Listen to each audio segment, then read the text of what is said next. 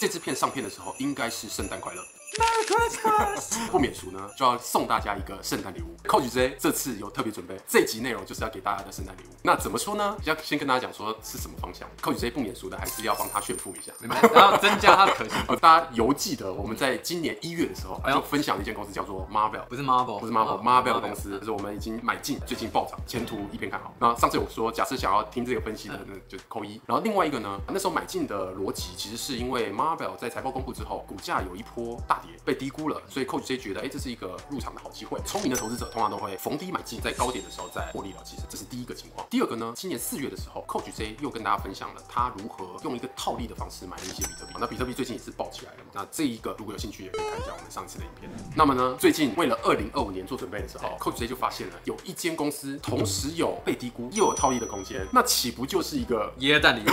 对，所以今天就是要跟大家分享这间公司是什么。所以今天要分享的圣诞礼物就是一家叫 Ansys 的公司 ANSS。那它为什么会有低估跟套利的机会？又跟另外一间我们之前分享过的公司有关，叫做 Synopsys。他们之间有一个合并的计划。那我们接下来就跟大家分享为什么这个计划会带来低估以及套利的机会。好，我们来跟大家分享一下为什么。那有几个原因 ，Coach J 跟大家总结了。第一个呢是 AI 的风口，那就是 AI 就是所谓的风口。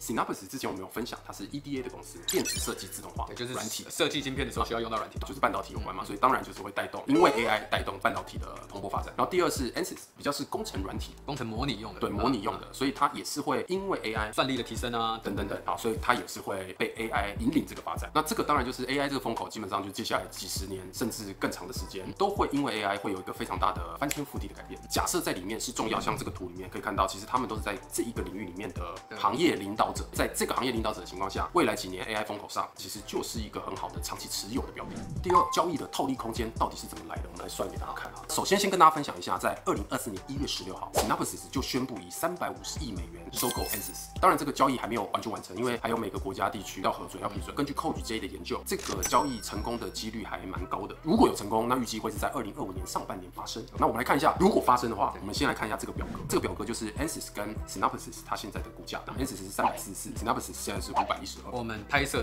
现在，那现在大家看的时候，圣诞节的时候可能不太一样。他们的条件呢，就是 Synopsys 因为并购嘛，他要换 Ansys 的一股，条件就是现在上面列的，他需要拿出0.35股的 Synopsys 自己的股票，再加上197美元去换 Ansys 的一股，所以大概是这样。那如果我们就用这个条件去看，如果我现在就投资 Ansys， 这个 Ansys 的股票我买进去，根据这个条件换算回来的 Synopsys 的股价就是426美元。公式在这边大家可以看一下，这个什么意思呢？假设交易现在马上就发生，股价就跟我们现在拍摄的时候一模一样，你现在买了 Ansys 股票，就等于你用17% off 的折扣买到了 Synopsys， 用426元买到一张 Synopsys。套利的概念是这样。当然中间因为实际上并购的时间还没有完成嘛，然后股价还是会变动。不过以现在这个时间点来看的话，就会有这个小小的套利空间。好，既然我们说买 Ansys 可能会有套利空间，但有一个很重要的问题，那 Ansys 它值得买吗？那我们来看一下，不会，财报表现今年非常强劲。今年目前它的收入成长了13.5%，比较厉害的是最近这一季度成长了31.2%，所以是非常高的成长。赚钱能力很重要嘛，所以今年目前它的赚钱获利 YOY 成长30%，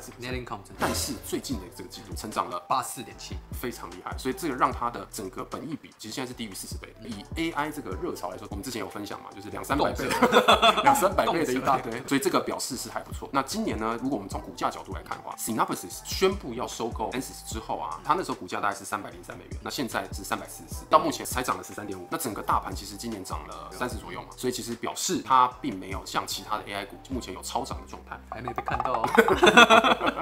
在第4个点，又是另外一个小利多，哪里被低估？低估呢，就是刚刚并购完嘛，假设都换成 Synopsys 的股票，那我们就来看一下 Synopsys 现在目前的状况。它在12月4号公布的财报，收入也是创纪录，61.3亿美元，年增15%，盈余也很厉害，年增25%，表现的其实非常的亮眼。不过呢，它对于下一年的成长预测稍微保守了一点，只估了10.6%，因为大家都还是会看接下来的成长力道嘛，所以不是很强的情况下，它的股价就从588跌到515，到现在512，所以跌幅非常高。其实如果用512或513来计算的话，其实今年股价涨不到300，在 AI 股里面基本等于没有在涨，不行。大盘都30左右了。对，其实这个故事听起来很熟悉，很像我们之前在分析 Marvel 那时候一样，就是财报完暴跌，现在就迎来暴涨。那 Synopsys 从 Coach 分析的观点其实也类似，因为其实就算用现在财报去估 Synopsys 的实际内在价值，以 Coach 的版本是560美元，所以现在512其实是低估的。我们要深度折价，再加上如果它真的成功并购进 Ansys， 内在价值会再往上到640美元，当然都是预估值。那如果到640美元跟现在股价比，就有一个25%的溢价空间，这个就是给大家参考一下。当然最后大家可能说，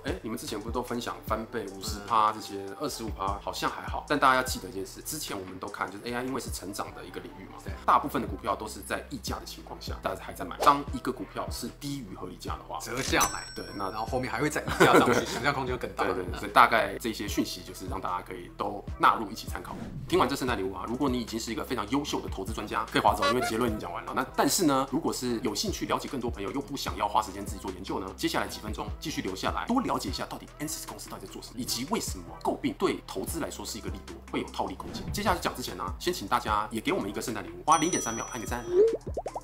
首先 Ansys 到底是一间什么公司？它是一间工程软体公司，它提供了非常多软体系统类的解决方案，就做一些工程模拟啊，流体力学啊，然后物理上面啊，结构啊，半导体功率等等的。然后它已经是一个大公司哦，它市值其实是300亿美元，然后客户有超过5万名客户，它的领域比较集中在像航空航太、国防、汽车，所以是需要很多系统软体模拟，因为做出一个东西，它的失败成本很高的。如果一个火箭没有模拟好，上去爆了，就那个成本太高了，所以都必须要先精确的模拟去减低试错的成本。那这几个领域在 AI 因为有这些技术可以让模拟包含算力的需求等等的一些增加的情况下，其实相对来讲 Ansys 在这个领域里面就会是很大的获利者。那下面当然有看到它的生意啊还是相对集中，5万个客户，其实有一半的收入合约的来源会来自于前面的100间客户，占了45%。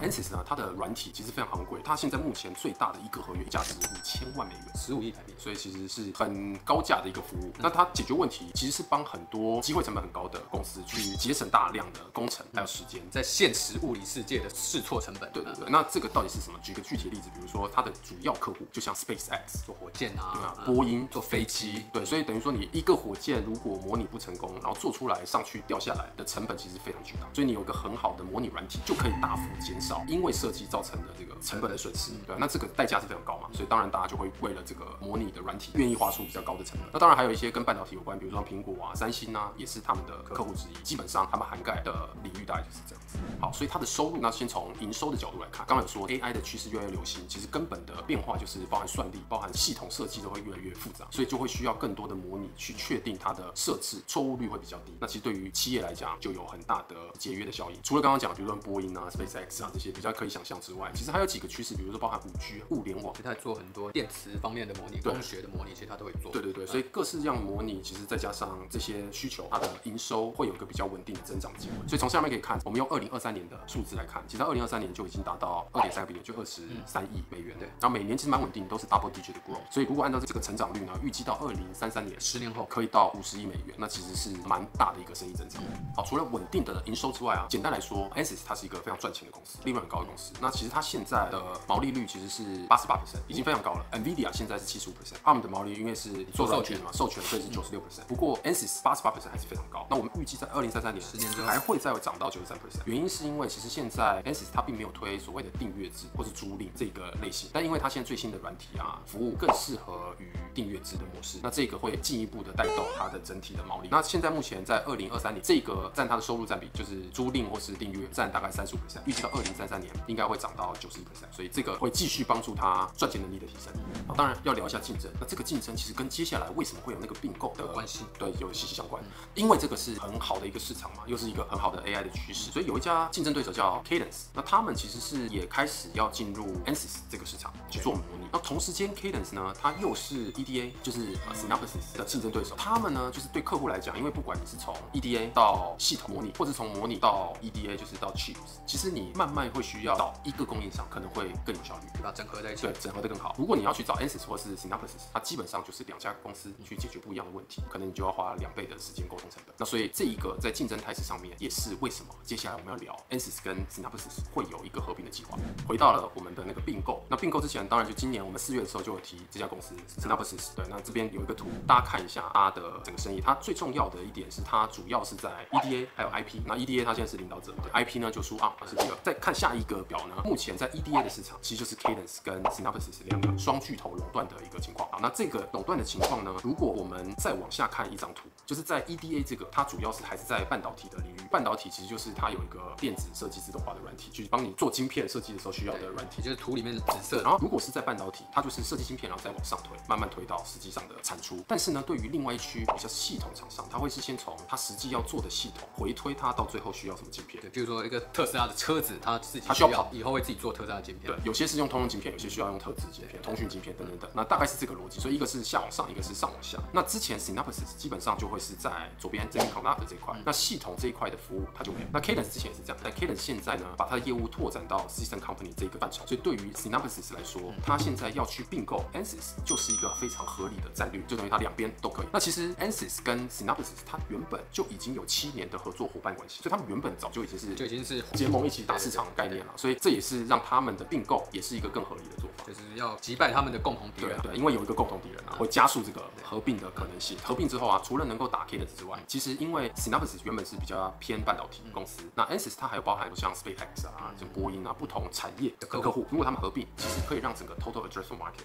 可以增加1.5倍，1+1大于2，对，1+1就会大于2了，所以也会让 Synopsys 从一个原本是半导体的公司晋升到一个系统，可以做到系统、做到产品对的公司。当然还是最后啊，就是 Coach J 跟我们都还是要跟大家分享，投资还是有风险嘛。那这个最大的风险其实就是在交易案的批准这块，各国政府那现在都在批准嘛。但其中有一个特别值得提出来，其实就是中国的批准。这边可以看，就是基本上任何跟 AI 还有半导体相关都相当的敏感，很有可能在那边遇到一些挑战。不过呢，从 Coach J 的角度，其实他会觉得这个风险是可控的。为什么呢？因为第一个，不管怎么样，在 AI 或半导体，其实以美国公司的角度来说，都会对中国的收入的依赖会越来越低，因为它会强制希望你降低跟中国的交易，这个是整个政策的方向，会让所有的这些公司它必须增长来自于非中国的地区，这是第一个。所以不管怎么样，不管交易成不成，这件事情其实理论上应该不会影响这些公司增长的基本盘太多，会有一些，但是不太多，因为他们都预计在那边的收入每年都会有一些下降。第二个呢是之前有分享，就是现在 Ansys 今年股价的涨幅13%，整个大盘30%，在 AI 包含它现在财报很稳定的情况下，就算交易失败，股价下跌的幅度应该有限，那上面上升的幅度又可期，所以在这个情况之下，就会是一个蛮不错的圣诞礼物，耶诞礼物，自己买给自己。好，希望大家喜欢 Coach J 跟我们为大家准备的圣诞礼物。Yes， 那先祝大家圣诞快乐，那我们就下一支影片明年再见，拜。